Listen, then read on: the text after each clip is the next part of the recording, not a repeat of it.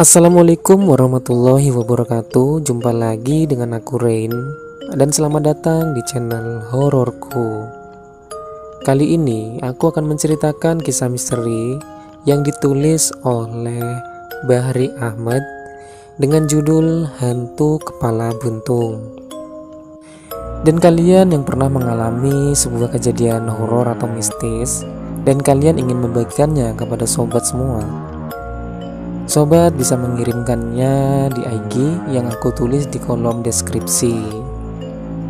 Oke, tanpa berlama-lama langsung saja kita menuju ke kisahnya.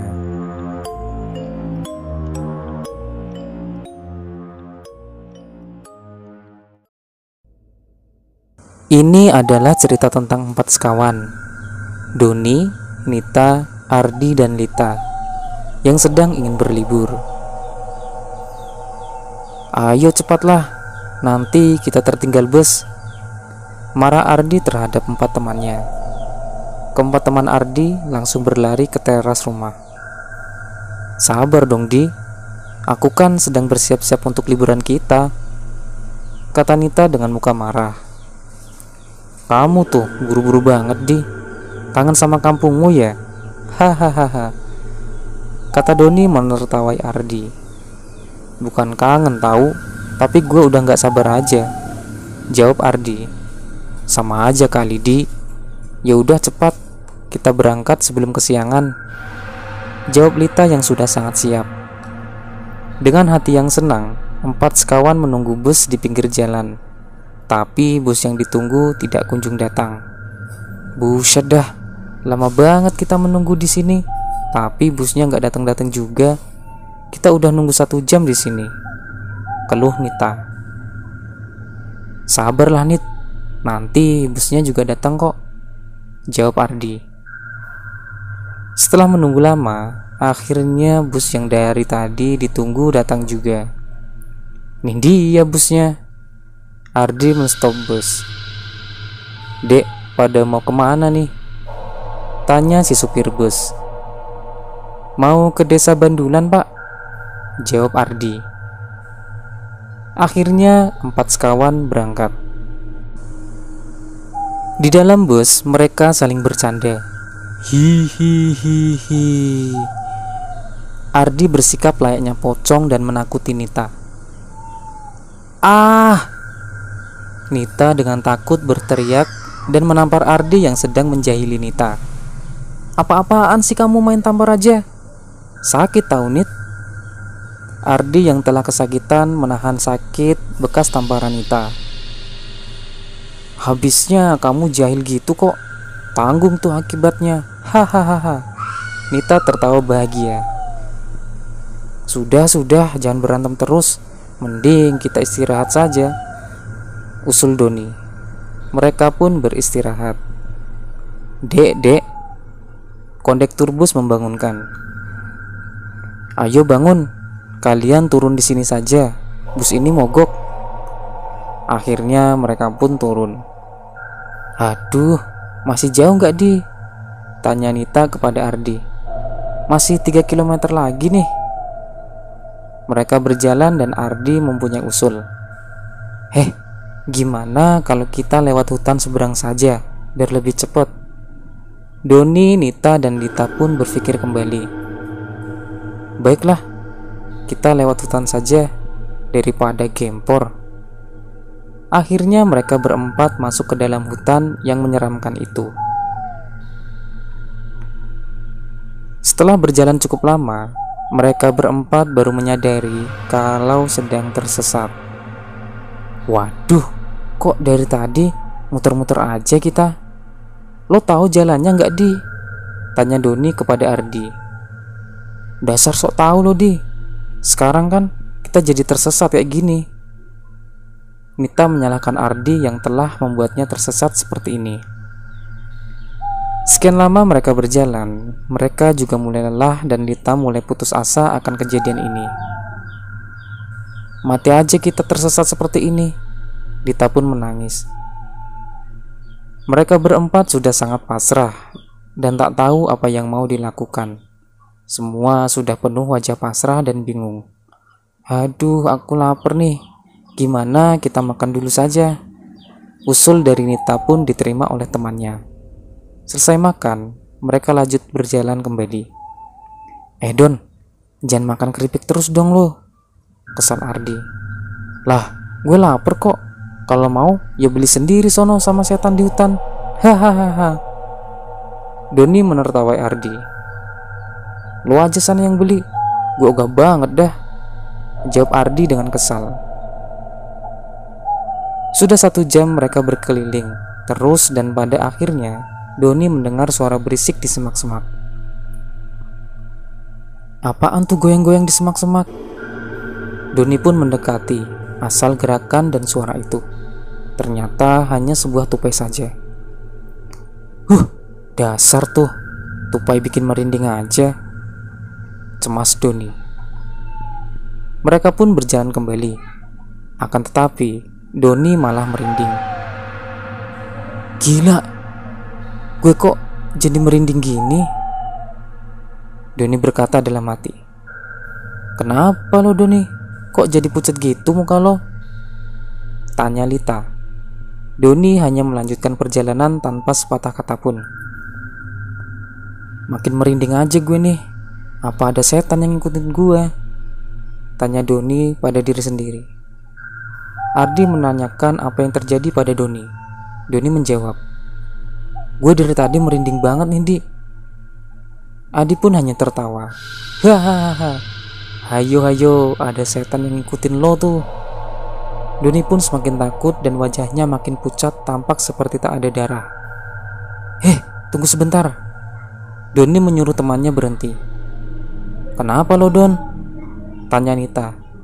Ternyata Doni mau buang air kecil. Hahaha. Awas Don, ada setan, jahil Ardi. Doni berlari ke arah pohon besar dan menyeramkan. Buset dah ini pohon, gue liatin makin serem aja. Setelah Doni selesai, Doni melihat hantu tanpa kepala sedang di atas pohon. Wah, setan. Doni pun berlari sangat cepat. Setelah sampai di tempat teman-temannya menunggu, Doni pun menceritakan apa yang dia lihat tadi. Yang bener loh Don, kaget Lita mendengar semua cerita Doni. Wah, gila nih hutan, diam-diam punya penunggunya. Ardi cemas akan apa yang terjadi. Semuanya berjalan dengan membaca doa karena takut hantunya nanti datang lagi. Tiba-tiba Ardi melihat ada yang terbang dari pohon ke pohon yang lain. Ya Allah, selamatkanlah hambamu ini. Ardi semakin takut dan memejamkan mata. Setelah Ardi membuka mata, ternyata Ardi terpisah oleh 3 temannya.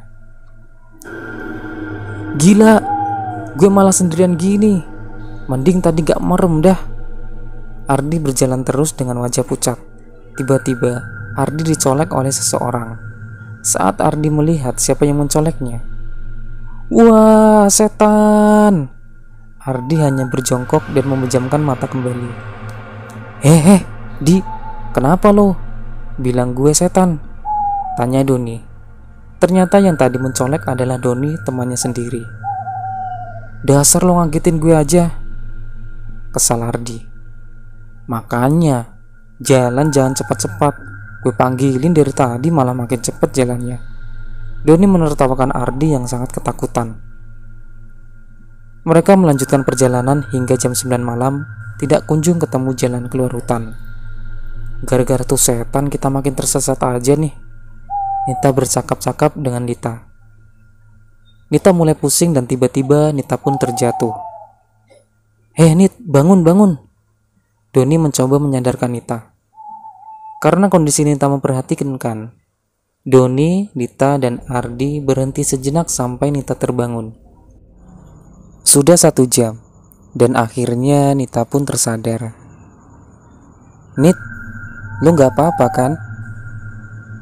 Ardi dan kawan-kawan cemas akan keadaan Nita. Tapi Nita bilang sudah tidak apa.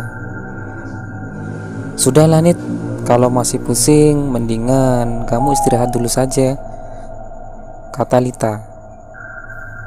Nita menjawab, "Aku sudah tidak apa-apa kok. Ayo kita jalan lagi. Siapa tahu jalan keluarnya ketemu." Mereka pun jalan kembali mencari jalan keluar. Jalan mulu, pegel nih kaki gue. Apalagi tadi udah lari-larian dikejar setan. Doni makin kesal tidak temukan jalan keluar. Doni duduk sebentar di sebuah batu besar. Don, ngapain lu duduk di sono? Mau ditinggal lo? Ardi menakut-nakuti Doni. Doni pun cepat bergegas pergi kembali. Lo nyadar gak? Kenapa tuh setan ngikutin kita terus? Tanya Lita pada ketiga temannya. Mungkin naksir sama lo kali, Lit. Hahaha. Gurauan Ardi membuat Lita kesal. Semakin lama malah makin mencengkam, yang membuat semakin takut. Nita berpikir kalau dia diikuti seseorang. Nita makin risih apa yang dirasakan dari tadi. Kenapa kamu, Nit? Kok makin pucat aja? Tanya Lita. Nita tidak menjawab sama sekali pertanyaan Lita tadi dan terus berjalan. Nit, kok bengong gitu? Sadar, sadar. Lita menepuk pundak Nita yang dari tadi berjalan tanpa mengeluarkan sepatah kata pun. Nita pun kaget. Kenapa aku dikagetin? Tanya Nita. Lita menceritakan kalau dari tadi Nita bengong seperti orang kesurupan. Nita pun kaget karena tidak sadar kalau dari tadi diajak ngobrol Lita. Setelah lelah berjalan, Doni melihat ada seseorang berkain hitam di depan pohon besar. Doni berhenti dan melihatnya lebih jelas lagi. Ternyata itu hantu kepala buntung yang dari tadi menakuti Doni, Lita, Ardi, dan Nita. Mereka berempat lari sampai terjatuh-jatuh. Akhirnya, tak lama terlihat sebuah desa terpencil. Mereka berempat pun pergi ke arah desa. Ada seorang yang bertanya pada Doni, Nita, Ardi, dan Lita. Kalian kenapa ada di sini? Apa kalian bertemu hantu tanpa kepala? Seseorang itu ternyata penduduk desa terpencil. Kami tersesat, Pak, dan kami memang tadi sempat bertemu hantu tanpa kepala berulang kali, jawab Doni. Penduduk desa itu menceritakan tentang hantu tanpa kepala tersebut. Sebenarnya, hantu itu tidak jahat. Dia hanya ingin membantu kalian menemukan jalan keluar. Memang, hantu itu sangat menyeramkan. Tapi hantu itu sangat baik. Hantu itu selalu membantu orang tersesat. Bila yang mau ditolong melarikan diri, hantu itu akan selalu mengikuti sampai tiba di desa ini. Penduduk itu menceritakan semua apa yang terjadi dan 4 sekawan pun menginap di desa itu. Saat pagi, mereka diantar ke jalan keluar hutan tersebut dan mereka pun melanjutkan perjalanan untuk berlibur ke desa Bandulan.